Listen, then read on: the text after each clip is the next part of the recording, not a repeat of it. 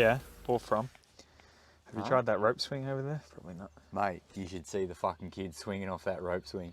There's this one kid just goes up there by himself and literally hangs onto it like this and does like sideways Supermans around the thing. It's fucking insane. Yeah, nice. All right, we'll kick it off. We straight into it. Yeah, straight into I it. haven't even sat back in the chair. We are joined today. I'm joined today by Australia's best coach. I think That's a big call. Undebatable, and not just saying that because he's let me use his Training Peaks coach account for the last 5 years, uncharged. But when was the last time you won a race? Yeah, that's true. Well, probably when you were coaching me. So Exactly. That'll be it. My first coach, the coach I've worked with definitely for the longest. If you see most Australian cyclists racing at the top level domestically and getting further up, they've probably had something to do with this man at some point. He rides quite a bit now, still himself, which we'll get into here. He is probably the Alex Honnold of cycling. If anyone knows their climbers or has watched Free Solo, he's living out of a van the whole time. We're sitting in front of his house at the moment. Currently doing a training camp. Yeah, a genuine training camp. But he is a PhD. Dr. Stephen Lane, welcome to Train Like a Monk. Thanks. It's about time you came back to Australia so we can do this. Yeah, first Australian podcast. First question, where the bloody hell are we? We're in Wandillagong. It's out the back of Bright somewhere. Luke Plapp's going to a little block just down there somewhere. Yeah, Plappy's put it on the map a bit. Living the dream. But it's my favourite place to be in Australia is Bright, and I just come up here and ride my bike. Yep. So yeah, we're about 5Ks out of Bright. It's the old Tour of Bright time trial course. Comes out and back to here. Anyone that's been up in Bright will know this area really well, but it is... they probably won't know this campground though. It's a secret. Yeah, they might not know this little campground. I hadn't actually been here until you'd stayed here. It is very quiet. You might be able to hear some bird noises in the background. That's about it. But then, first question, what are you training for? Just to get fit, I think. Yeah.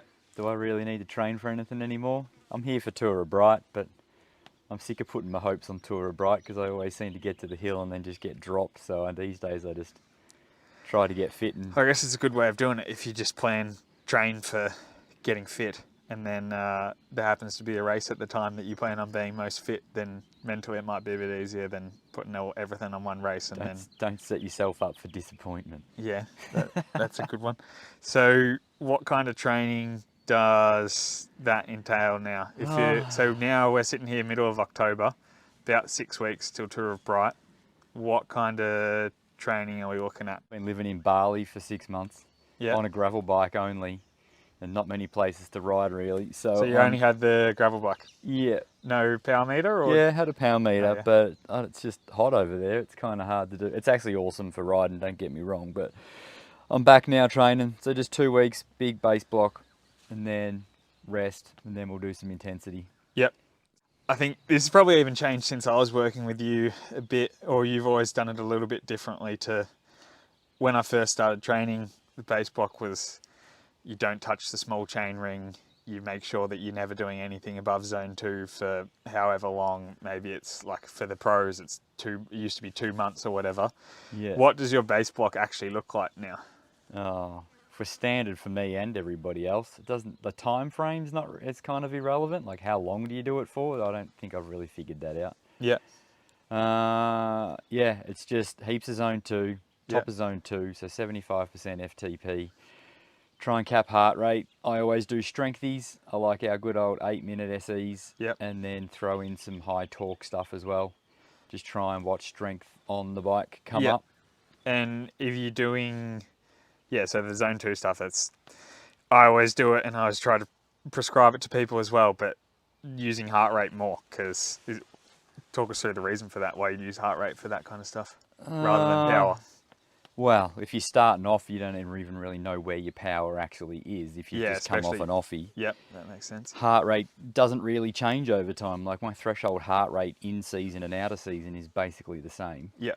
And it doesn't really change over time unless you start getting real old like me and I've had to drop it a few beats per minute. Yeah, but then also you probably notice you're not coming off a complete offer like some might be, but you can change not even by the week, but every couple of days. Like the power might creep up 10 or 15 watts as you just get fitter, or as you get a little bit more fatigued as well. I think going by heart rate can be a little bit misleading because by the end of a big block there is fatigue. Yeah. And you can be trying to get your heart rate up to top of zone 2 heart rate, and you'd probably metabolically going too hard. So there's a bit of lactate involved, which you don't necessarily want. So you are just then judging that on the ride. So like if you're out there and you're going, oh, hang on, this actually feels pretty hard at my 140 beats or whatever it is that you're trying to stick to. Do you go, maybe now I'll just sit at 135 instead? Yeah, just back it off a little bit. Yeah. And I think that's if probably... you had a lactate analyzer, you'd take a lactate, but that's rather complicated. Yeah, and tricky to do practically. It's a tricky one because people are coming from different areas when they're doing it. Like for someone that does 8 or 10 hours a week, their zone 2 training might look a lot different and might fluctuate a lot more than someone that's doing the 25-hour weeks and back-to-back days of it.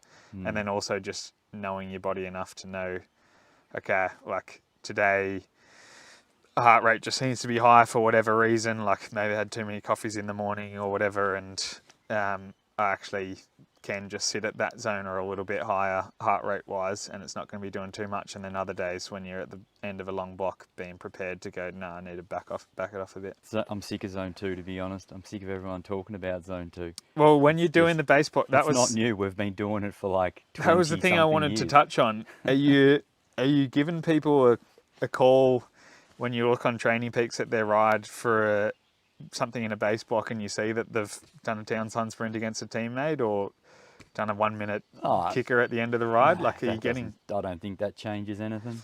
Yeah, and I think that's the thing that annoys me a bit, seeing all the zone 2 pariahs or whatever they are, just trying to rave about how good it is when they're saying you have to stick exactly in that, and that was the old school thing of staying in the little ring for the whole ride. Yeah. I don't think there's actually too much to show. Like, it's pretty hard to find anything in the literature that shows that you're going to be doing too much damage. Effect. Yeah, if you do a little bit of intensity. It's just the easiest way to accumulate like pedal revolutions, as many of them as you can over a big block without getting tired. Yeah. Like I've done, it sounds crazy, but like for my ultra racing, I can do a 40-hour week in like not going over zone 2, and you feel better at the end of it than you do at the start. Yeah. So it just doesn't cook you. Yeah. It's a non-sympathetic nervous system response. Yeah. You just stay in parasympathetic most of it. Yeah. And that was the next lot of questions I wanted to get into for the usual. You're the first one on here, the first member of the podcast that has done any ultra racing. And you're someone that's now going to train for Tour of Bright, and it's not like you've switched to ultra racing and that's all that you do. But what are the biggest difference when you're training up for an ultra compared to this? I know there's endless because it's almost a different sport, but... you don't need the top end. Like a top end is detrimental. Okay. The top end is like adding nitrous to the engine and it can blow up. You don't want to be able to go that deep. Right, that makes sense. And it's the same when someone gets really fit for an event. Yeah. And then they start going, oh, this is fun, I'm going to start going for comms. It's easy to cook yourself. Yeah, okay. Because you're actually putting a higher metabolic stress on the cell. Yeah. So, but my ultra stuff is just go ride long, bunch of 90% stuff, like so much muscular endurance until your legs fall off and then rest. And how much is the mental side, or even the just nervous system of like having to concentrate, having to just keep telling your legs to contract for thousands and thousands of times per day? Is that trainable, do you think, to an extent? Or is it more just you want to save those tickets for when you need them in the race? Nah, it's trainable, I guess. Like there is it's an everything though. It's not just legs, it's like whole body. Yeah, like you've got to spend enough time in the saddle so that you can do, for most of my stuff, it's like 1,000 Ks, so it's 3 days without getting off the bike, basically. You have a sleep in the dirt and you stop at a shop to get food, but otherwise you're pedaling. It's just getting wrists and back and neck and everything kind of as strong as it needs to be. Yeah. So that you can keep going. And it's understanding that everyone thinks over 65 hours of an ultra race, fatigue just goes down, down, down, down. But it's literally by the end of like 12 hours of riding, it doesn't really get any worse. It Yeah, kind of, there's okay. this drop in fatigue, or if fatigue increases, it doesn't really get any worse after a while as long as you're eating.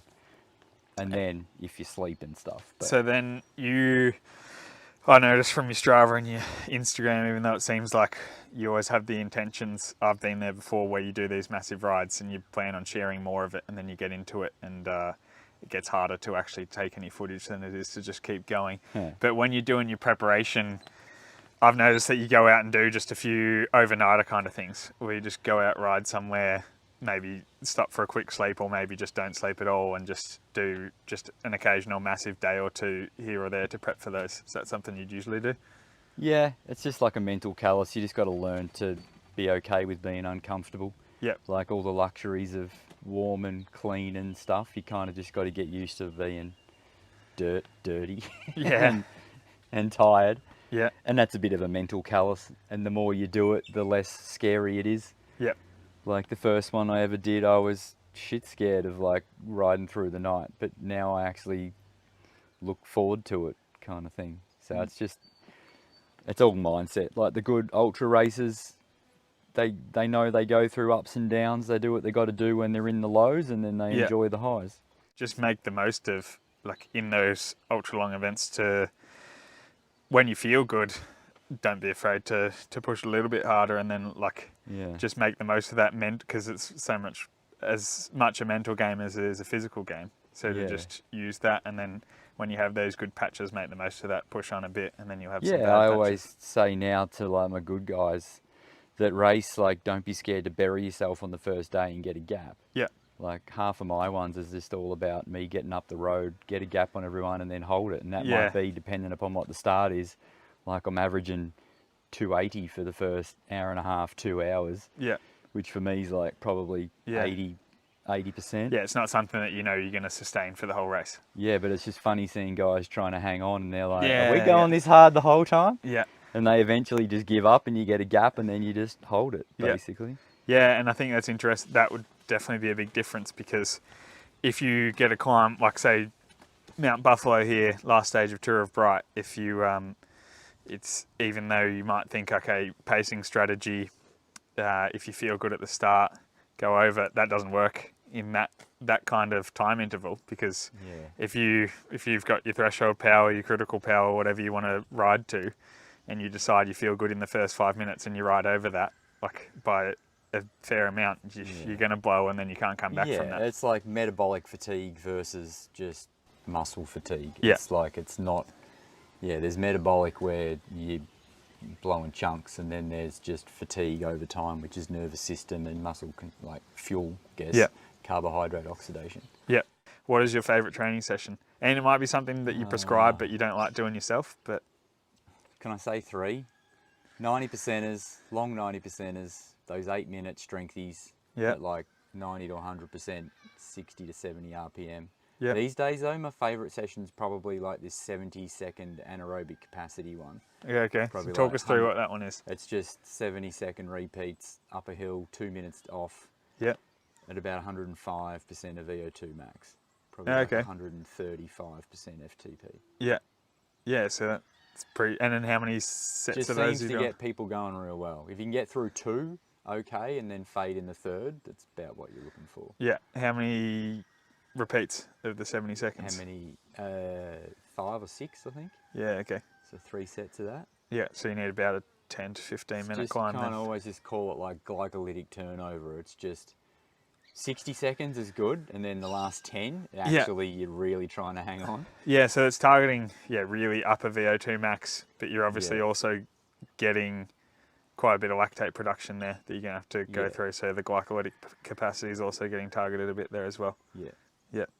No, it's an Just I'm going to seems have to to get try that everyone one. going real well, I reckon. Yeah, I'm going to have to try that. Yeah, I think that kind of thing is good, because it's, you obviously, the benefit of any interval session or the on-off stuff is that you can do more of them with it. Like if you had the idea of going out and doing a 5-minute VO2 max effort or 105% VO2 max effort, you have to be on the absolute best day and you can maybe do one of those. Yeah. Whereas the whole idea of the interval session is to do that. But I think that slightly longer thing is a bit more race specific too, because so often in a race to get a gap or close a gap, it's like that between that 1 or 2 minute interval. Yeah. But so often in training, if people just do it, the standard is the 30-30s or 40-20s. Yeah. And you kind of, so often in a race, that bit between the 30 seconds and the minute and a half is where the gap's made and where someone cracks. So yeah, I know it's not necessarily a race simulation, but just being able to relate that to a race and dig that little bit extra when you're already fatiguing. Yeah, it does seem to just make everything, that session makes anything a little bit below it just feel easier. Yeah, okay. Yeah. Yeah. And then, so what would be your least favourite session then? Least favourite session. I guess you don't have to do sessions that you don't want to do, but Anything on the trainer? yeah. Anything above threshold on the trainer, on erg mode. I try not to prescribe it because I just think it's just hard. You must have athletes, I certainly do, that love riding on the trainer though. Yeah, I And- usually, if they're doing anything that's short and sharp over threshold, I tell them to turn erg mode off. Yeah, okay. I hate erg mode because they won't finish the session. Yeah, I can't do anything. I'd rather see them like have a good effort, and then a bad effort, then a couple of good ones, and then a bad one. And Yeah, yeah. It just gives you a bit more flexibility. Yeah, that's definitely a good tip there. I think Old school. people training. love chucking it on there because then you don't have to think, and you can just, And in it's theory, not just keep real pedaling. world at all. Yeah. Okay, what's your favourite loop? Back in the Melbourne days, it was probably just King's out and back. Yeah. King Lake. When I'm in the Otways, where I've been living for ages, it's probably one up that goes up from my place near Colac, up the ridge down to a Polar Bay and then back up. That's gravel. Yeah. It's like 150k gravel. Yeah.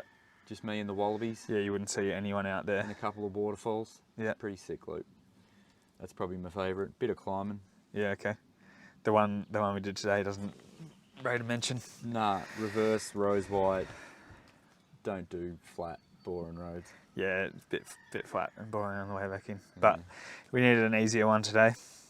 All right, efforts in the ride, hard interval session. Are you telling your athletes to do the efforts at the start or at the end? Or do you not really worry too much? Probably both. If it's quality at the start. Yep. And then these days, actually doing a set at the start, fresh. Yep. And then forcing them to eat carbs throughout the ride. Yep. And then doing them at the end as well. To see if they can actually hit similar numbers to what they did at the start. Yep.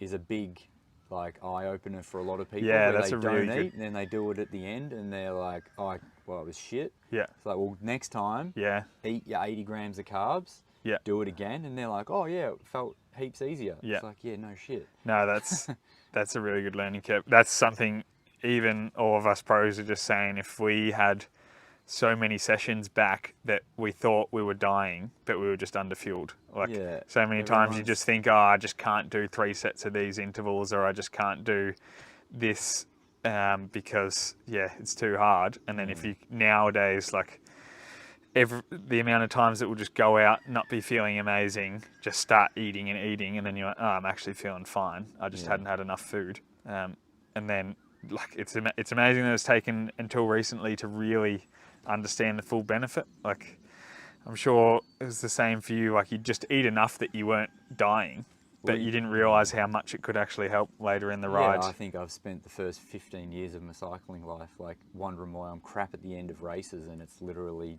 nutrition. Yeah, you're probably just having 30 or 50 grams an hour and thinking it was fine. But Yeah. And sometimes you just got to go in the hole to remind yourself, like I semi-did yesterday. Yeah, you have to have a few of those I each just time. need to eat more. Yeah. Right, so when you have, this is probably more from your coaching side, when you set out a training plan, how often are you changing that around? And I'm going to guess this is pretty athlete specific, but if you set out someone's plan for the week, are you trying to get them to message you whenever they change it around? Or are you giving them a bit of room to change it around themselves? Or you prefer as much as they can just to do it to the letter? I always say it's more of an art than a science. It doesn't have to be done in any order. Yep. It baffles me as to some people don't quite get when they self-shuffle. I'm like, they'll just put all the hard ones together. I'm like, do you not see the pattern where we're trying to give you some recovery? Yeah. But Yeah, it depends what we're doing. I like little cluster blocks these days where they do a few hard days back to back. Yep. And then a few easy days instead of just spacing it out like Tuesday hard, Thursday hard, Yeah. days in between. No, it's interesting, but there's a lot of, I don't know if there's a lot, but there's certainly some papers coming out showing that there's more benefit to doing, like, if you're looking at increases in VO2 max, say you've got a 4-week training block, you might be better off actually doing one hard VO2 max session in 3 of those weeks, but then one of the weeks doing 4 hard VO2 max sessions. Yeah.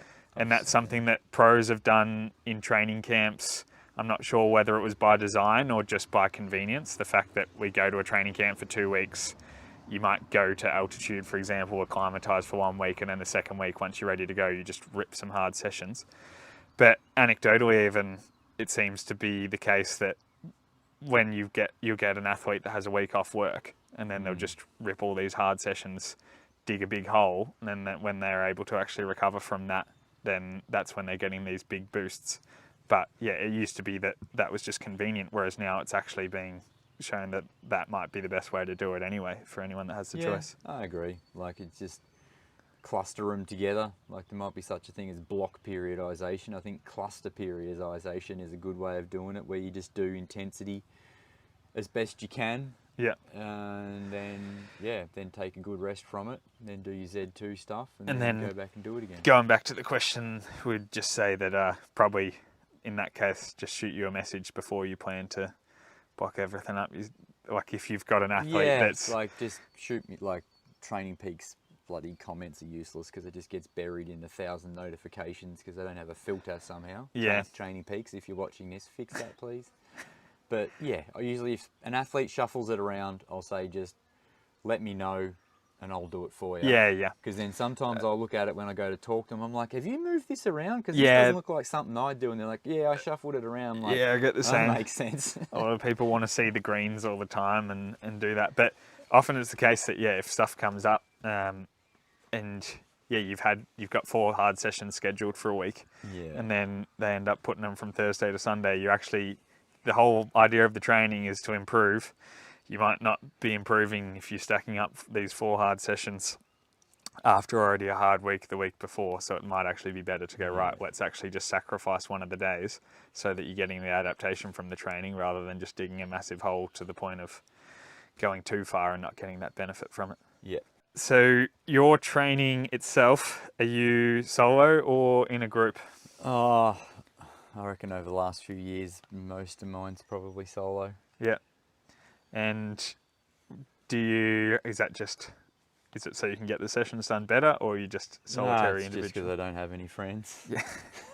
You're a bit of a lone wolf. I'm a Explain pretty by living big in introvert. I don't really like people that much, to be honest. living in this van. It's nice staying catching away. up with you when you come back and going for a ride. Yeah, well, it seems like up here you can't actually get away from people too much. Yeah. You seem to know everyone, and everyone's up here. But do you change up the session much when you're training solo or in a group? Like, I notice you're probably someone that when you have the group, you try and use the group to do some things that you couldn't do solo. Is that the case? Yeah, I think back in the day when we had our awesome little bunch of under 23s with like you and who else did we have? Like that group dynamics where you feed off each other is a pretty special thing, that if you've got a good training home group, you can really get more out of yourself than you can by yourself. Yeah, we got the Thursday bunchy going there, with a heap of us just going out to King Lake doing a heap of efforts together. Yeah. And I think it's a bit of a worry if every day you're going out racing each other, because then you can't do the session properly. But occasionally, like if we're all going out doing sort of VO2 max efforts or just trying to get a bit of speed work in, just having that race element just means you can go a bit harder. Yeah. And even just the town sign sprints But kind then of thing. even today when we just went out, like actually just sitting wheel to wheel for 3 hours trying to ride top of zone 2 kind of thing. It's easier when there's someone next to you. Yeah. Like I think at some point I said, how are you going? Just because we hadn't said anything Yeah, in like an hour and a half. Yeah. You're like, what are you talking about? I don't I'm mind good. that. Just a bit of meditation. Zoning out. So when you've soloed, are you music or podcasts? Nah, not usually anything, to be Nothing? honest. Just meditating? Just nothing. Yeah. Oh, we did say this is the Train Like a Monk podcast, and you're living like a monk here. Yeah. No, In solitude. just nothing usually. Oh, yeah. Is that when you're doing your creative thinking and thinking? Well, Are you doing anything in terms I'm of super thinking? creative, and all sorts of things make sense when I'm on the bike, but I don't remember them when I get back. Yeah, I find that's an issue as well. People always say to like keep a notepad next to your bed because some people are thinking about everything at night, whereas I think if we're thinking about everything during a ride, Yeah. you can't really keep a notepad I've there. had ready many to go. epiphanies on the bike and then got back and just haven't even Yep. remembered that I had an epiphany. Yeah, I spent the next hour eating, and then by that Yeah. stage you've forgotten. All right, it's raining outside tomorrow. It's going to be pissing down the whole day here. Do you jump on the trainer or do you go out and get it done in the rain? Nah, I'm all for for athletes, I'll adapt it and make an ergo. Yep. For me, I'm pretty good. Like, I don't follow a program. Yeah. So I just look and see when the rain's coming, and I'll just do a big block for 3 days before Plan it out for and that. then just go not riding on the day it's raining. Do you try and work the same way with your athletes if they're keen on that? So like, if you've got athletes that are allergic to the trainer, like I am, do you try and go, okay, well, scheduled around this so they can have the day off? Yeah. Shuffle it around the rain, but then when the rain hangs around for a little bit too long, you got to kick them out the door and say, just get it done. Doesn't have to be long. It's just, we get in our heads if we got to go out, especially at our level, where you got to go out and go do 4 hours minimum kind of thing. Like, there's no reason why you can't just go out and go crazy for like 45 minutes. Yep. And like make it a ridiculously hard 45 minutes. And Yeah, then well, just come home. it's what you would be doing on the ergo anyway, I guess, is just doing that. Like, just find a hill and just rip up it a bunch of times doing short stuff or whatever. And just come home and you'll feel like you've done something. Yeah. When you're out on a training ride, are you stops or no stops? No stops. I guess because you're mostly solo, you just get it done then. Yeah, I'm pretty good. And you're also out in the middle of nowhere on the gravel bike. I've got a frame bag and I'll take all the food I need, and usually I'll stop for a piss and that's about it. Stop to hop a fence when you get to a road that's not an actual road. Yeah. That's fair. No stops. Brew stops. I don't mind a coffee, but even just a lot of the time everyone goes to the coffee shop at the end and I'll just go home. Yeah.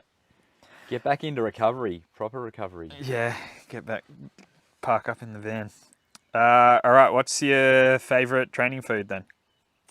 You gave me one good one that you're getting from Woolies lately. Yeah, just like the little fruit bars from Woolies is like the cheapest like sports food alternative I've found, I reckon. Yeah, I think that's one thing I recommend. Like, it's an expensive Everyone sport. seems to be making their own like drink mixes these days, just buying big bags of maltodextrin and something and not paying a fortune for trying to get drinks, the carbs to dollar ratio right now when we're trying to get in 80 plus up to 120 grams an hour on a ride. You don't want to be spending too much. For all my long stuff, I'll go buy a loaf of Baker's Delight white high top bread and peanut butter and jam. Yeah. And I'll just make like 5 sandwiches and take that with me. Yeah, that's good for morale as well. If you've got those out there. That's the dream. Here, what's your go-to breakfast before a ride? Brekkie varies. Cornflakes. Yep. Fan of cornflakes. Or just oats with a big thing of peanut butter in it. Yeah. Bit of hot water, a little bit of oat milk. Yeah, It's been brekkie lately. And then what's your lunch when you get in and you're cooked after a ride? It's usually like 2-minute noodles. Oh yeah. In a jet boil, cooked in here.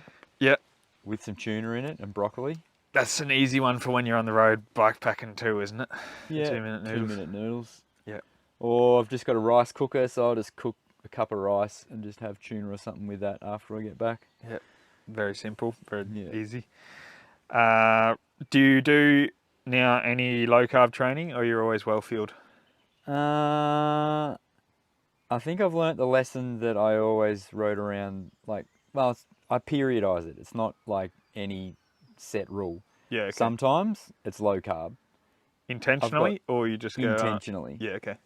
Like the long zone 2 stuff, I don't think you need to eat like heaps of carbs. You try and get that metabolic flexibility to burn fat. Yeah. I've got athletes that read sports nutrition guidelines and go for a 2-hour bike ride and eat 80 grams of carbohydrate per hour. Yeah. And I'm like, no, you don't need carbs for a 2-hour ride. And if you can't ride 2 hours without coming home food bonked or feeling lightheaded, we've got something to work on. Yep.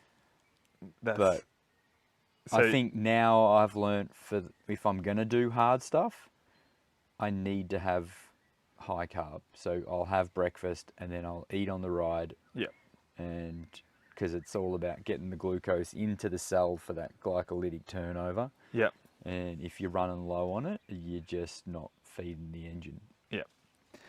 And then, are you doing any cross training off the bike? No, I don't do anything. Walking up that step here in the van's about the most I get out of doing a single leg step up or Yeah. anything. Do you prescribe gym stuff?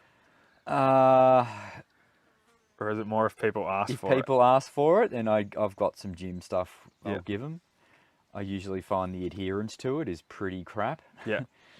So usually, look, if we need to work on strength, then yeah, some people are clearly they need to work on strength Yeah. at And the right time. you prescribe quite a bit of on-bike strength stuff there. don't you? Yeah, I'm a fan of doing the strength stuff on the bike. Yep.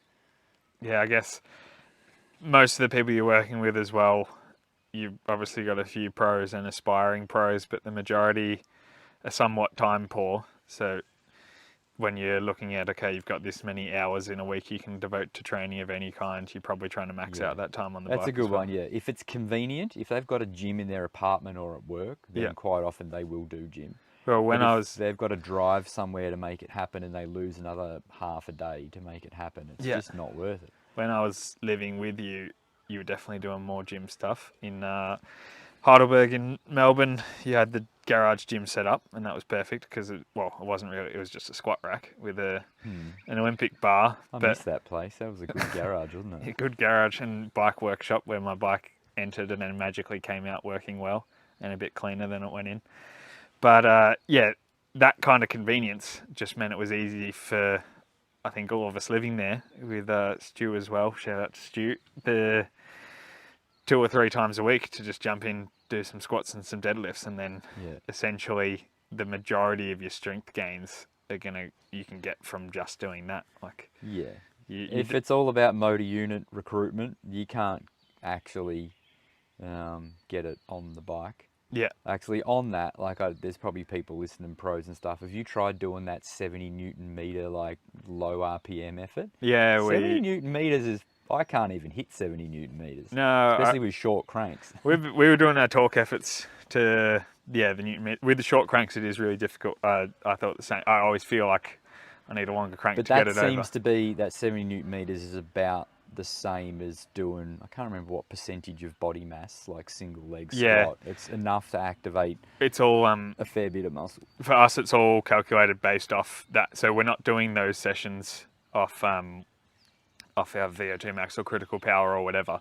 It's Yeah. based off body mass and a max sprint test actually to work out. So the sprinters find it awful because they're told to ride it this torque for however long interval, but it can actually be way over their threshold. Yeah. And you still obviously have to produce that power from something like you want the muscle unit recruitment, but you also got to actually give the muscles that energy from some kind of system. And your anaerobic system runs out pretty quick if you're doing back-to-back intervals of that. So I just found it really awful. That's probably my least favorite session. So for me, I prefer to just jump in the gym a couple of times a week for that muscle unit recruitment, and then do more the 8-minute strengthies a little bit under threshold. Yeah. The basic, more like that. And I find a mixture of both works for me. But at the same time, for me, living in Nice, I have a gym, a 5-minute walk. Where I am here, I have a gym, 5-minute drive. I don't have a job during the day, so it makes it easy for me to go there and do it. Yeah. And if I'm sitting at home in the Arvo thinking, right, what else can I do? Here's the question: gym before, or gym on days off training, or gym after rides? That's always a tricky one. I always just say do it whenever you actually do it. So some people prefer to do it so they have a day off the next day, so it's at the end of a hard block. So we're taking Rico today. It'd be going into the gym now. I can't think of much worse because I'm pretty cooked just from has been the hardest training block, but I just think I don't want to get in the gym now. I'd much rather do it on that day off or Rico day when I've got more time, even if it means the Not session a the Rico next day day. if you're doing gym though. Yeah, that's the thing. That's the debate. But for me, I hate going out, going to the gym after a harder session or even a longer session at the end of a block, and then also, I just have more time on that reco day. But then usually you're starting the next block with a harder session when you should be recovered, and if you've been in the gym the day before. But for me, I always try to prescribe the gym as it's a supplement, like it's a little add-on. It's not. A lot of people think they have to go into the gym and go to the point of failure every gym session, but you don't do that on the bike. There's only maybe one session a week on the bike where you're actually just an activation type thing. There's only one session on the bike per week, maybe, where you're going to the point where you can't possibly go any harder, and then people decide that they're going to do 2 sessions a week in the gym to that extent. Of course, you're going to feel rubbish the next day, even if it's not tax. Because I think as cyclists, you think, if I'm not breathing that hard, it can't be that bad, but you can tear your muscles apart.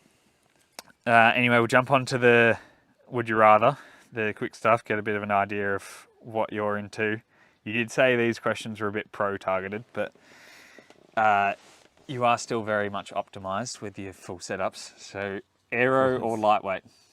I've always been lightweight, but I'm also aero. You got I'm a the bit of both going on here. I was aero before anyone else was aero. Yeah. I swear. I'm 45 now. No one else was as aero as me and Shane Miller back in the day. Yeah. Well, your profile picture's still you riding around with a setup that was probably aero back then, but might not be. The CDA might be a bit high now. Disc brake or rim brake? Disc. Full convert? 100%. Yeah. You weren't that quick on that. Have you ever gone back to rim brake? It's freaking scary. Yeah, I had to Rim brake and 21mm tyres are not safe. And carbon rims. Yeah, no good. Tubeless or clincher tyre? 100% tubeless on everything these days. Really? Yeah. So you bring in a spare tube in case, but everything doesn't have a tube in it. No. Yeah, okay. Saddlebag or frame bag or handlebar bag? What you go to? Gravel bike, frame bag, road bike, saddlebag. Yeah, okay. Just you get a bit more storage in the frame bag. I'm out in the middle of nowhere on the gravel bike. You just need a few more things. Yeah. Socks over or under leg warmers? Under. Gloves or no gloves? Oh, I freeze. I need racing gloves. Yeah, both. Gloves. Yeah. But I need gloves because I get cold. Yeah. Heat or altitude training? These days, heat. Yeah. Town sign sprints or comm hunting? Comm hunting. Yeah, you weren't interested in the town sign sprints today. Didn't know what signs we were going for. The town signs. There's only, early morning rides or pro hours? Pro hours. Reco day or complete day off? Reco day. You prefer an easy roll? Yeah. Yeah. Pasta or rice? Rice. Sweet or savoury? Savoury. Would you prefer to ride with a half wheeler or wheel sucker? Wheel sucker. Yeah. A squeaky disc brake or creaky bottom bracket? Which would you rather? Creaky bottom bracket, I think. Oh, that high pitch noise is bad. Yeah, it is. And then would you prefer complete hunger flat or severe dehydration? Usually I've got both at the same time. Yeah, if you get stuck in the middle of nowhere, you got both. Yeah. I'll ask you this on this. The last 2 answers have been, one person said dehydration because you get a bit of a boost out of that, like there's a training fitness benefit. gain. Yeah, That's true. But then the next episode, someone said, hunger flat because you get a bit of a boost out of it, like in terms of just going that deep that you're going into ketosis and having a ride off it.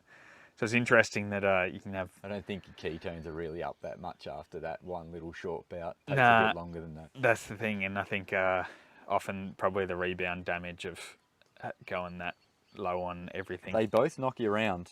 Like, if you get it wrong, you're not right the next day. Yeah, that's true. All right, last question. What is your best piece of advice? That someone's given me? Or Yeah, it can be something someone's given you or something that you give others. I'm sure you give lots and lots of advice. But ideally something around training, but... Something around training. Can be around... My advice is just consistency. Yeah, okay. Like, the one thing I don't get, here's the other thing. If you're going to ride a bike and you want to be good at it, you've got to enjoy doing it. Yeah. How many athletes have I had that show good promise and then all of a sudden they just stop riding a bike all the time? Like, they just stop, dead stop. stop riding a bike. That, I'm like, but you were like racing at a national level. yeah. No, that Whereas was if you my took my piece. bike off me, 2 days later I'd just go bananas. Yeah. And I've been doing it for 30 years now. It's a weird one I always get when speak to plenty of pros, and they say that they can't wait for the season to be over so they can have a offie and not touch it, which my offie's here riding my bike with you each day. But I sort of understand that because you're pushing your body to the limit. But then a lot of pros say, after I've finished my career, I'm not touching a bike. Like and then I just think, okay, that's really strange that you can be that good at something that you're not enjoying. But it's because that's what they think riding a bike is trying to get fit and race a bike. But riding a bike is like taking me places that I never thought I was going to go, like up the top of a mountain up there somewhere where I'm all by myself, and yeah, it's freaking amazing. Yeah. That's what riding a bike is to me. It's going fast sometimes, it's exploring sometimes, it's getting away from things sometimes. yeah. No, that's really interesting because I think I've had this question on other people's podcasts, but that's my piece of advice always is if you're not enjoying it, then yeah, you probably find something else or find a way to try and enjoy it if you want to get the most from yourself. Yeah. It's also something Matt Heyman said with the classics. He was just said, if you want to be good in the classics, you have to enjoy you have to love it.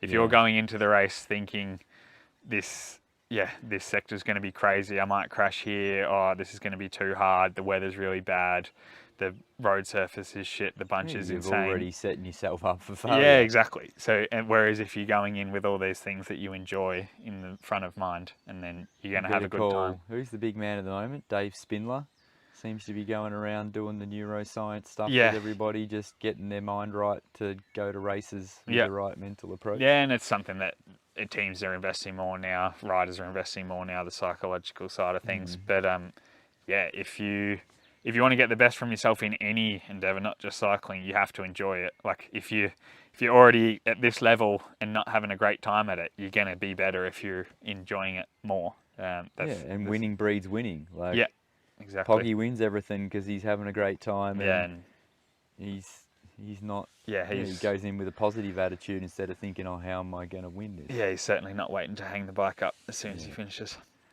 All right, that was really longer good. than you thought it was going to be, wasn't it? Yeah, it's always a bit longer. I'm sure we'll have some good questions on this one. I'll probably try and get Dr. Stephen Lane back on the podcast. So drop your questions in the comments that you've got for him. We'll try and go into a few more topics in a bit more depth next time and try something out a bit different. But thanks for coming on. Thanks for having me at your home here. Thanks for coming to the camp. Yeah, I really appreciate it. We'll rest up the rest of the day and then go in and get a feed later. Done. Beautiful.